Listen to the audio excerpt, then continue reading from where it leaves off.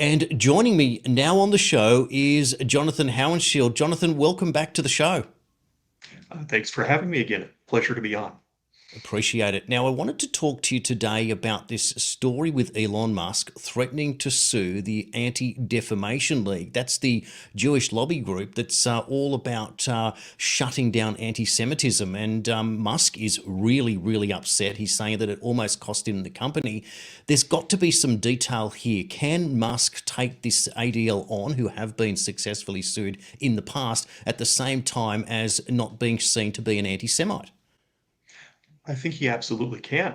One of the things I think that he has done very well on the platform is demonstrate that he doesn't have any biases. He doesn't have any discriminatory intent. He wants everyone to be on the platform, regardless of who it is. And I want to go to a quote that Musk himself actually used as the idea to sue, and it was from a Dutch activist called Eva Vlaardingerbroek, and she said, "People are sick and tired or fed up with being labeling of everything as we don't like as hateful, racist, dangerous, and far right." Going down that pathway then, and it might resonate with people that they are also sick of saying that that's far right, this is far right. It's just a nonsense throwaway line to divide people. Can Musk build a case around this argument? The statement at first, she's absolutely right. People are really being tired of whoever on the political side, but particularly the left, pointing at their opponents, whether they're on the middle or on the right, and labeling them as, fill in the blank phobe, racist, fill in the blank ist. And when you look at the legal theories, there does seem to be a move in among plaintiffs and courts right now to start holding the media responsible and to start holding these organizations responsible for their words and the effect of their words. Musk is a platform, and if there is hate speech on there, and it's kind of odd because anyone using Twitter, you can scroll through and look up many different things. There's all sorts of things that are considered to be offensive. I mean, Facebook, if there's the slightest sign of nudity, it's meant to be taken off, unless of course it's paid advertising, and then they just ignore you. But on Twitter, there are adult film stars and all sorts of stuff around there. So a comment in that context is a very different thing. Why would they be so upset about something that someone said, but not worried about other things like porn on the platform? Like that doesn't even get on there as a reason why you wouldn't advertise.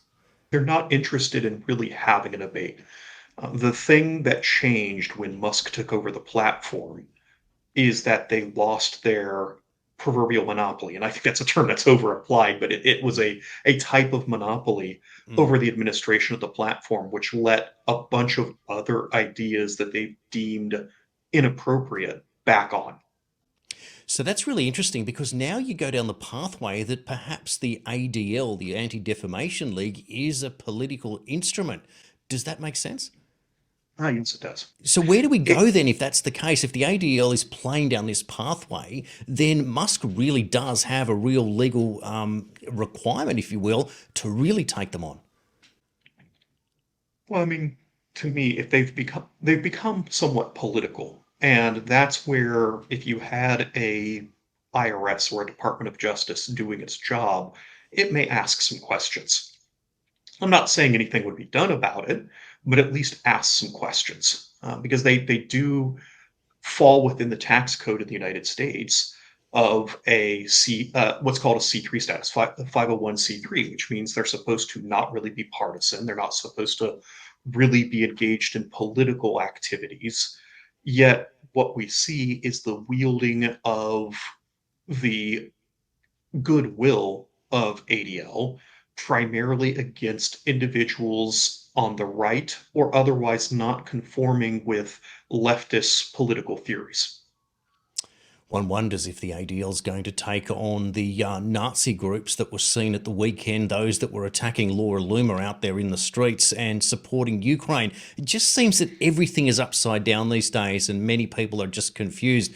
And Elon Musk looks and stands up like a lightning rod to take on bloated establishment figures using their position, their prestige to push a political agenda. That's where the confusing part of all of this is. Jonathon Hauenschild, thanks for your time today on Compass.